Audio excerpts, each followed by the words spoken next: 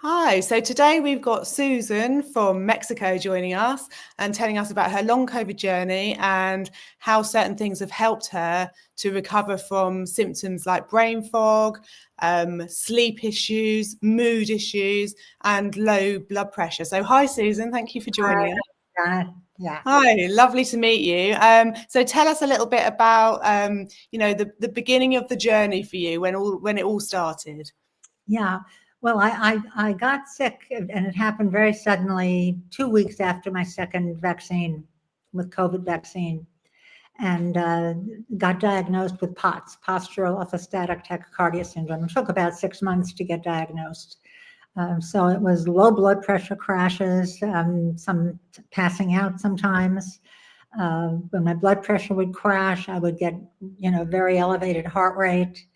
And then brain fog, exhaustion, really severe fatigue.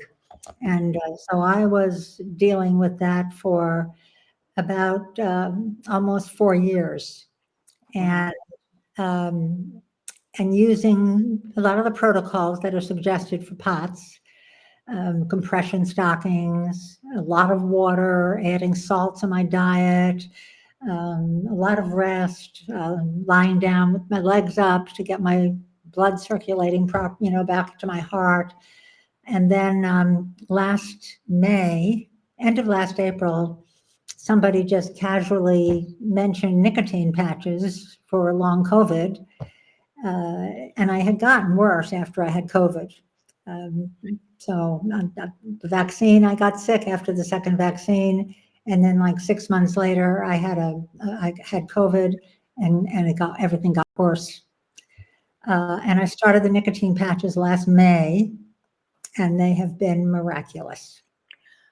Wow, that's amazing. So how did you hear about them?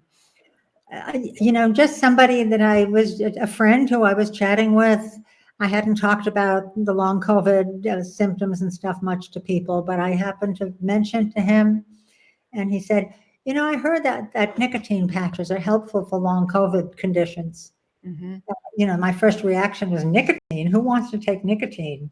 But then I've learned a lot about why with the patches, it's not addictive because it's a very, very, very slow release into your body. Mm-hmm. And there's some scientific basis for why nicotine helps get rid of the spike protein that's left in your body from COVID. Mm-hmm. So, so it's been hugely helpful. Yeah. So how quickly did you notice a difference in your symptoms when you first started taking the nicotine patches? I started on a low dose. Nicotine patches, when they're used for smoking, people start at 21 milligrams and then slowly go down, wean themselves off of it. Mm-hmm. Uh, but I started at 3.5 Uh-huh. and then very slowly worked my way up to about, in the heat of the summer when it's the hardest for me, to 14.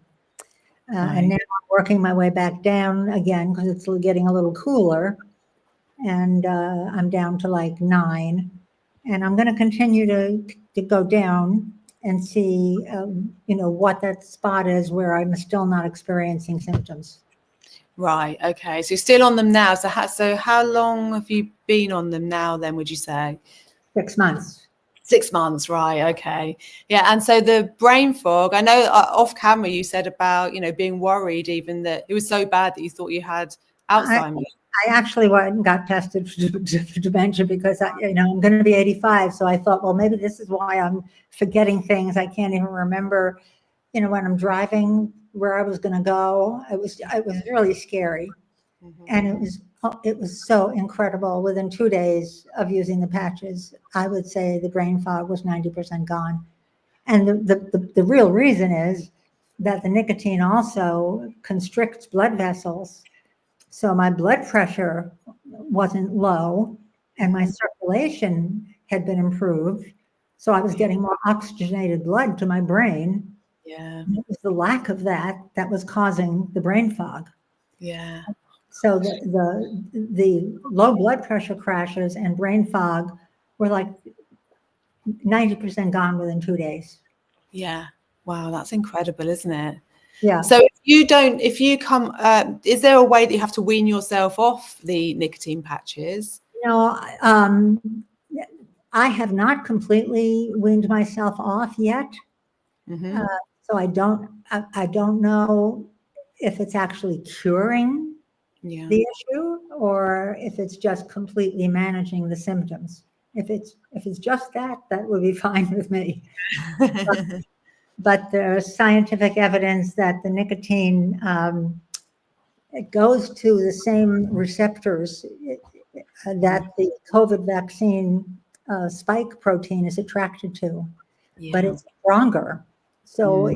supposedly it goes to those receptors and it breaks up whatever spike proteins are left. So I have a few times taken a binder, like Uh-huh. activated charcoal, so Yeah. that if anything has been released, it will leave my system. Wow. So, Okay. yeah, so it's still to be determined if it's cured it Yeah. or if it's just really helping with the symptoms, which would be fine with me. I'm Yeah. hoping I'm hoping I can go down to maybe 3.5 and just use Yeah. that as maintenance. Yeah. I think even the fact that when you can get rid of brain fog and you can feel like you can get a bit of your life back, I mean, Right, right. yeah, it's And, just nice and to feel that yes, way. and have more energy to actually do research and to look into other things and so forth, because as everybody knows who's really sick, and you Mm. have to advocate for themselves. When you're really sick, you don't have the energy to Yeah. do the kind of research to find out what you need to do to make yourself better. Yeah, that's really interesting. Do you find that because I know we're all on lots of different supplements and everybody, you know, has got a numerous amount of supplements they take on a daily basis and no one really knows what's helping them. Do you take anything, any supplement wise that you think that's helping as well alongside the nicotine patches? You know, it's good that you asked me that because I was taking quite a few supplements when I started the patches. And, you know, so I got so much better and was thinking, well, okay, do I really need all these supplements and which one of them are really helping me? So about 2 months ago, I stopped all supplements, everything, and nothing changed. I was still getting all the benefits. So I said, okay, I know this is from the nicotine patches. And Yeah. I am now looking into um, which things I can add back in that might help even more. So Yeah. I've just started like NAC. Yeah. I've just started taking NAC and I take it in the evening because when I took it in the morning, it tendency to make you a little tired.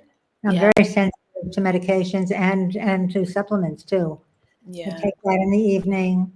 And I did a complete blood test panel recently and saw a couple of things that I'm low on. Um, so, you know, I'm adding in some B vitamins Yeah. and ascorbic acid. But, you know, I'm going to add one thing back in at a time. Yeah, that's a good idea, isn't it? And I was taking so many different things. You spend a fortune and you don't know what's helping. Yeah, that's true. And then you don't know which one to stop, so you've got to carry on taking them Yeah. all. Very difficult cycle to get out of. So no, that's absolutely fascinating then about your nicotine patch use. So do just to go over it again, I know you said earlier, but just to make it clear for someone who doesn't know anything about nicotine patches, doesn't know what dose to start at, doesn't know what to do, you know, what would you advise somebody who's never heard of the nicotine patches before or not tried them? What would you advise? What If dose? someone's been a recent smoker, um, but not smoking anymore, but was recent smoker, they could probably start at a higher dose. But Mm, really, everyone is recommended to start at a very low dose, yeah, and everybody's different. I was able to start at the lowest that's sold is 7 milligrams. right. People who are using nicotine patches to stop smoking start at the 21 milligrams, and then they can go down. The boxes all say don't cut the patches, but Right. everybody does. Yeah, I've heard of that where people cut the patches in Yeah. half. Yeah, So you save a lot of money buying the highest dose and cutting up, you know, into lots of little pieces, and yeah, it's fine. yeah, Uh, so I started at 3.5. Some people start at just like 1 milligram, Yeah. because if you start on too much, you can get nauseous, dizzy, Right. and everybody's different. I started at 3.5, and that was fine for me. Mm. And it helped my symptoms a lot. And I Mhm. slowly went up to 7. As I said, in the very heat of the summer, which is the worst for me, I went up as high as 14. Now I'm back down to like 9, and I'm Yeah. going to continue to work my way down to Yeah. see where I can stay, where I still don't have symptoms, but it Yeah. can do a low dose. Yeah. Yeah. And Fantastic. I know a lot of people get very worried about getting addicted to them, but because it's such a slow release into your body, it doesn't go straight to your brain like smoking cigarettes. So you don't get addicted to the patches. Yeah. Fantastic. And did you suffer any side effects from taking the patches at all? I didn't get any. Sometimes Brilliant. if people start on too high a dose, they will get not vomiting, Yeah. dizziness, headache, and Yeah. that's a sign. Okay, I'm taking too much, and they go back and they go down. Yeah. Okay. So any side effects at all, then you're probably on too high a Right. dose just to lower it. That's absolutely fascinating, isn't it? I know a lot of people that do use nicotine patches and it helps them. I know people have tried nicotine patches and it hasn't helped them. But like we said, there's so many symptoms with long COVID. Everybody's story is different, and they've got different things going on physiologically inside their body. So it's not going to help everyone, but it could help some That's people. right. And it's Like fantastic. I don't Yeah. know if it has any. It helps with any gastrointestinal things. I don't have that, but it's actually been used for Parkinson's Oh, very, really? very effectively, and they found that out quite a while ago. Right. That it helps slow down the progression of Parkinson's. Yeah. Um, but it's just interesting that, so it's fascinating that the reason that they discovered that nicotine could help with COVID is when the pandemic was at its height, and there were studies being done about the people who were getting the sickest from COVID and having to be intubated and dying, that the smokers, people who smoked, were having the least problems. And it I seemed remember that. they would think that, my God, it's a respiratory illness, and Yeah. smokers are having a problem. And they said, well, let's start researching nicotine Yeah. and see why. And what they discovered was that the nicotine receptors in our bodies, because vegetables have nicotine, Yeah. eggplant and white potatoes and tomatoes all have nicotine in them. So we have nicotine receptors in our bodies, and the spike protein from COVID gets attracted to those nicotine receptors. Right. But nicotine is much stronger than the spike protein in terms of its attraction to those receptors. Mm-hmm. So they felt that the people who were smoking, a lot of nicotine was already going to those receptors. So the Yeah. receptors were not as welcoming to the spike protein. Mm. And so it was a weird thing to discover that it was smokers who were having the least problems with COVID. They were Yeah. not as sick, and they were not having to be intubated. So they Yeah. started looking at using nicotine patches for help with people who were having long COVID symptoms. Yeah. And I know there's been a lot of studies. So what I'll do is find some studies and also link them underneath the video for people to read them, because I remember that time as well when it all came out about how smokers were doing so well, actually, considering it was meant to be a respiratory illness, wasn't it, right at the beginning? Yes, very, very, very strange, a real paradox. Yeah, fascinating. So thank you so much for your insights into it, because it's interesting for me to speak to someone as well who's had such a positive experience with them. So thank you very much. And, it's really, really lovely to talk to you. And I'm so glad that it's helped you. So, yeah, thank you very much. I'm so grateful to these groups that are supporting each other and sharing information, and because it's clear that for this situation, we're all having to take care of ourselves and discover, what works. And some people are very, very lucky to have found practitioners who can help them, and but many more are still struggling. That's right. And if we can get the help out there for the people that can't, access the other help that some people can get, the groups are fantastic, aren't they? And to be global, have people from all different countries joining together, going through the same thing it's just incredible to be part of that. So thank you so much. Really, really appreciate your time today. Okay, thanks for asking me. Thanks, Susan. Bye-bye.